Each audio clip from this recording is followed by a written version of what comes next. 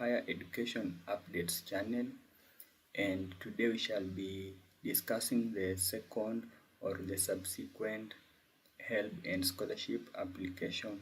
So these applications are meant for second years, third or fourth years students in universities, colleges or polytechnics, or it is meant for the students who are beneficiaries of the higher education funds, that is HELB and scholarship, those who have ever received. So what you need to know that some students normally think that after you do the first time application, you will receive the funds automatically in the following academic years. No, after each academic year, it's a must to apply for these funds, and the application for this year will be opened in June or July. But you have some documents that you need to prepare yourself with, and also you have some things you need to consider and what you need to update on your HELB portal. So another thing you need to know is that for you to apply for both HELB and scholarship in the subsequent application, you must be a beneficiary of both. So if you are in a public institution and you applied for one of the funds, maybe you did a mistake and applied for only the HELB loan, that's what you'll be able to apply for only in the subsequent application. Or if you only apply for the scholarship, that's what you will be able to apply for in the subsequent application. Or if you applied for both, you'll be able to reapply for both.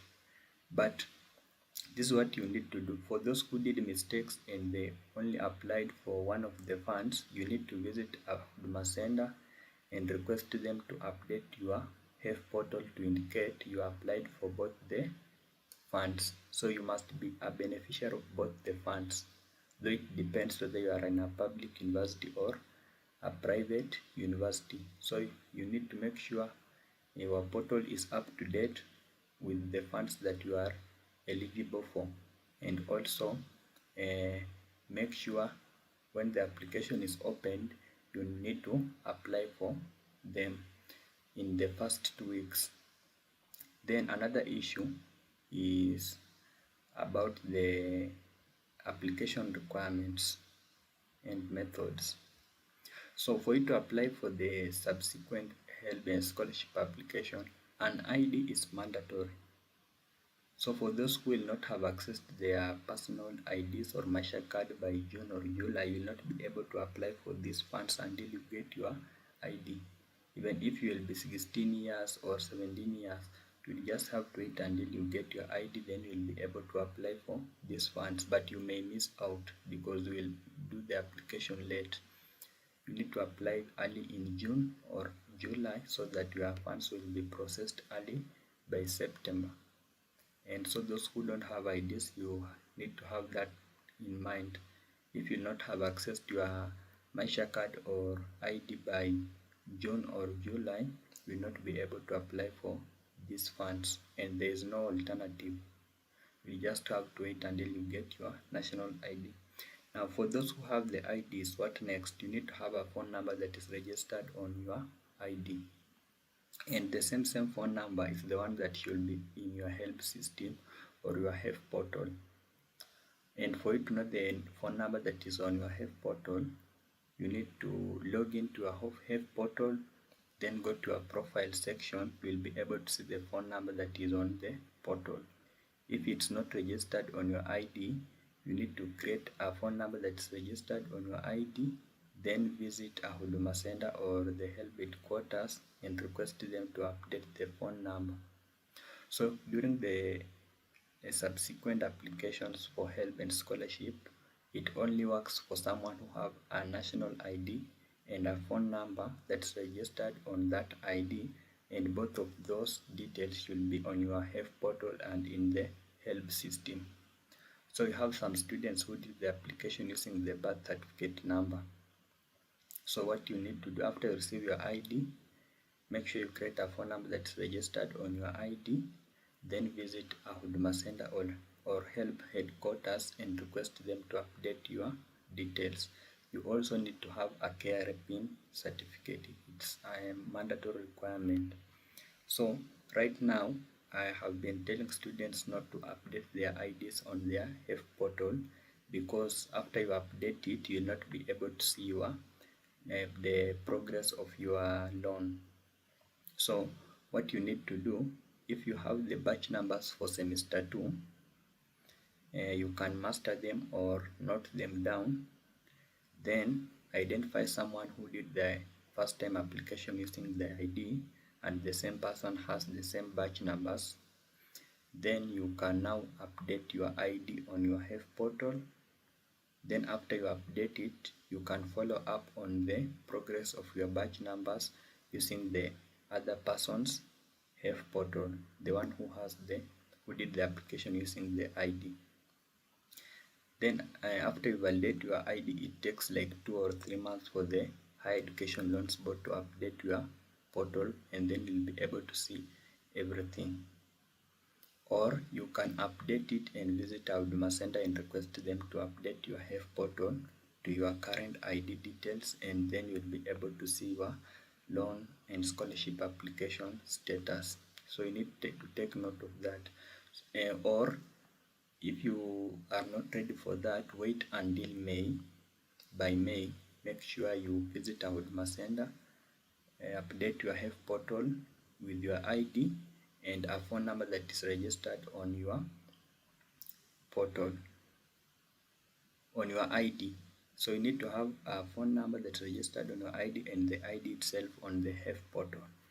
Then after that, you need to create a HELB PIN.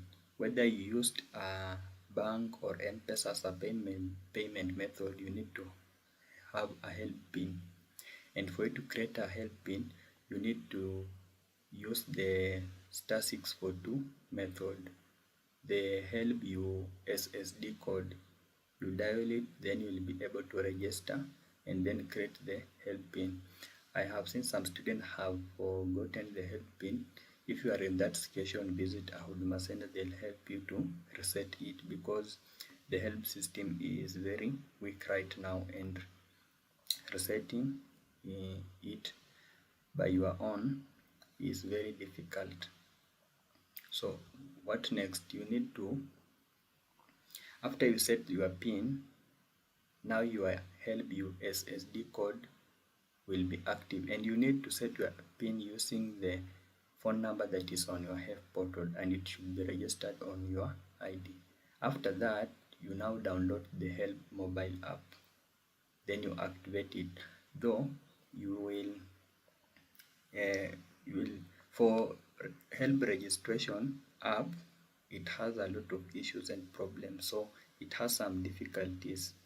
So if you face any technical issue, you need to visit a Huduma Center and request them to help you. Like for example, I've seen some students are trying to register the app, but they are being informed that maybe the ID or the phone number is registered on another phone. So if you are in that situation, you need to visit a Huduma Center.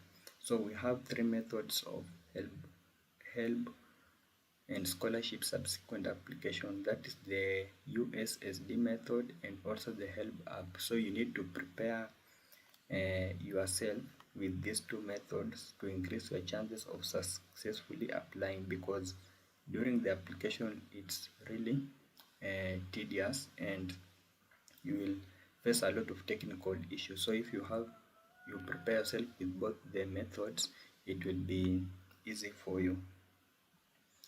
Then you also need to make sure that you apply your funds in the first 2 weeks after the application is opened, so that you receive your funds early in September. So if your HELB app registration fails, visit a Huduma Center.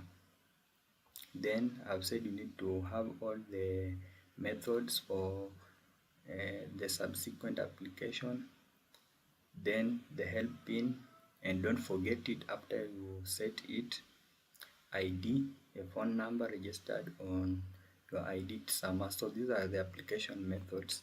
The first method is the HELB mobile app.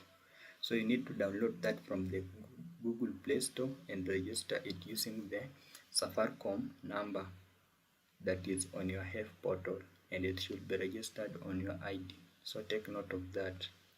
For you to set your 4-digit PIN, you need to use the HELB USSD code of *642#.